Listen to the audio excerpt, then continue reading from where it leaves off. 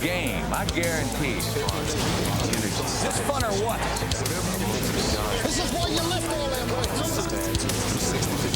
Get the popcorn ready. Here we go. There he is, the star of the show. This one's for you. I think I enjoy more than anything else just the competitiveness of it. Make no mistake about it, you beat a good football team. 4 o'clock Sunday afternoon, we know who won, who lost. It's decisive. When that ball sailed through the uprights, that was it. We were then champions. And they are now the dominant team in the NFL of the brand new century. I expect that our team's going to win every time we walk out on the field. That's just my personality and my nature. I've never gone into a game feeling like we weren't going to win it.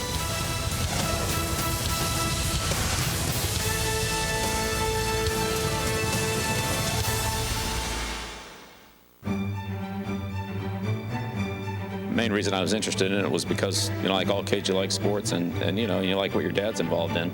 I'm sure if he'd been a fireman, I'd been, pulling the hoses behind him. He was a scout. He was at Navy. His job was to go out and look at the team that they were going to play. I learned a lot from traveling with him, from watching him do it. That's been a big foundation of being able to see the game and see it quickly. When I was growing up as a kid at Navy, I really got to know a lot of the players. With Staubach, one of the things that really struck me about Roger was what a hard worker he was. He would have me go out there and stand, and he would throw the same pass 20 times just to get the timing of it right and to work on his accuracy. Now that I look back on it, I can see that's why he won the Heisman Trophy. He worked harder than everybody else. As I got a little bit older, my dad gave me the opportunity to start doing some things from a football standpoint. A lot of the coaches at the Naval Academy were very supportive of me and helpful, and I'd say that's definitely where it started.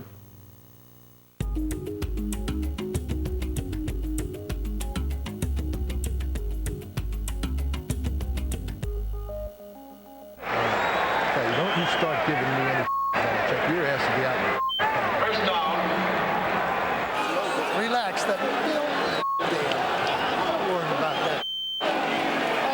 Quit broadcasting the game and call it defense. One of the things that I really appreciated from Bill was there were certainly parameters that we worked within, and I knew what he wanted, but at the same time, he gave me the flexibility to, coach the way I wanted to coach.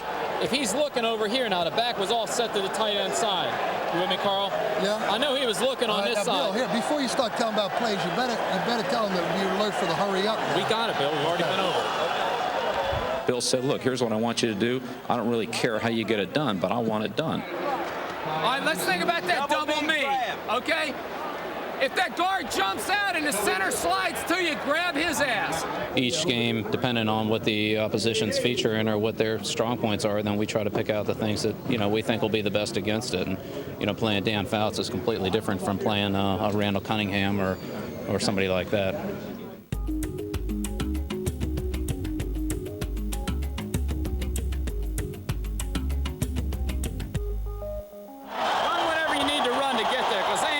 Running the ball. Okay. Way to go, Cawthorn! That's my boy!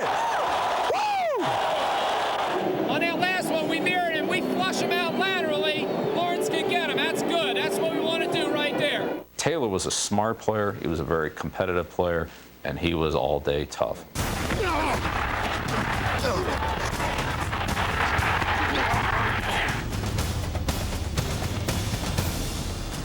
He knew that there were certain plays in the game that were the critical, pivotal plays.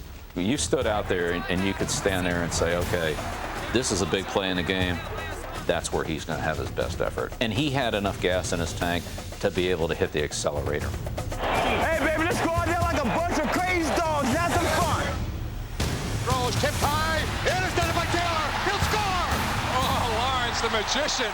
He really understood the game, really understood his position about as good as anybody.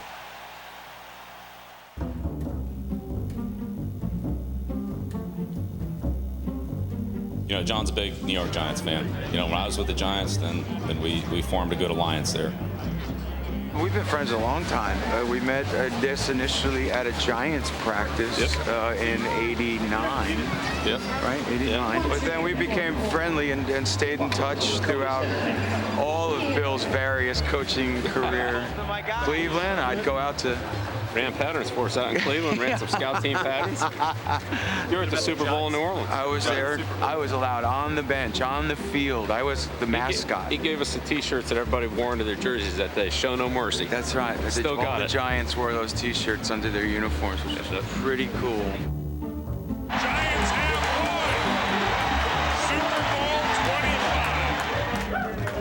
25. Well, anytime we go on the road, we have to face the crowd noise. Try to make it hard to communicate for the team out there to get used to the crowd noise and that kind of thing. And we crank up the music so that we have to deal with the communication issue on the field. And since I'm the head coach, I get to pick the music, so you know what we listen to. A lot of living on a prayer.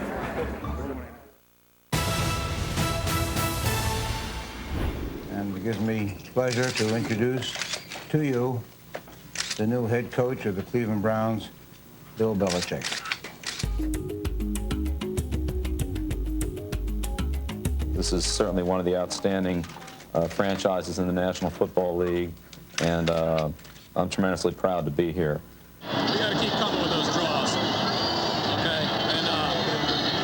And the fake draws should be good for us too. We built a team from 91 to 94 that was 12-6. One it was 11-5, and then 1-1 in the playoffs in 94. Testaverde, pitch out, Metcalf to the 1-yard line, he scores, and the Browns are going to win the game! What a gutsy call by Bill Belichick. And Bill Belichick is being mobbed on the Browns sideline, and there's the Gatorade shower. 5 years there, I thought we, as an organization, accomplished a lot from 91 to 94, and then 95 wasn't a very good season. We just didn't play very well, and we had a number of chances to make some plays, and we didn't make them, and they did, and that was pretty much it. Derek, block the corner! Block the corner! The 95 season was a terrible situation. Midway through the season, after the 8th game, we were 4-4, and on Friday afternoon before we played Houston at home that week, it was announced that the team was going to move to Baltimore, and you know, all the signage and everything in the stadium went down. It was like playing in an abandoned stadium with not too many fans and not all that many for the Browns. The whole city of Cleveland really turned on the team. They felt a lot of anger, a lot of hurt, a lot of resentment, and they kind of took it out on the team. It was a very difficult situation.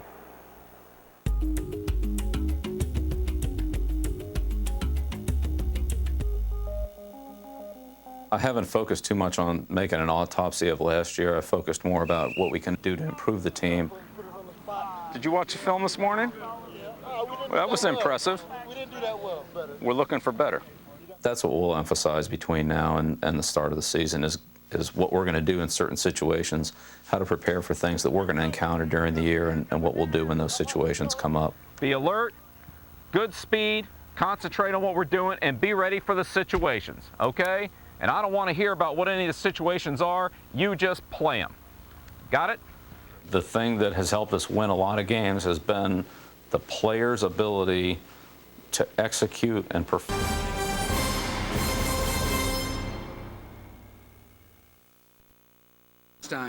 Live side by side in peace.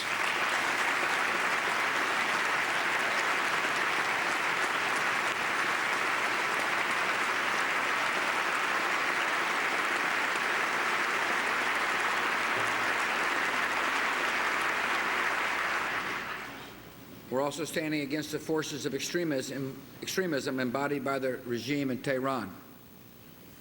Iran's rulers oppress a good and talented people. And wherever freedom advances in the Middle East, it seems the Iranian regime is there to oppose it. Iran is funding and training militia groups in Iraq, supporting Hezbollah terrorists in Lebanon, and backing Hamas's efforts to undermine peace in the Holy Land. Tehran is also developing ballistic missiles of increasing range and continues to develop its capability to enrich uranium, which could be used to create a nuclear weapon. Our message to the people of Iran is clear. We have no quarrel with you. We respect your traditions and your history. We look forward to the day when you have your freedom. Our message to the leaders of Iran is also clear.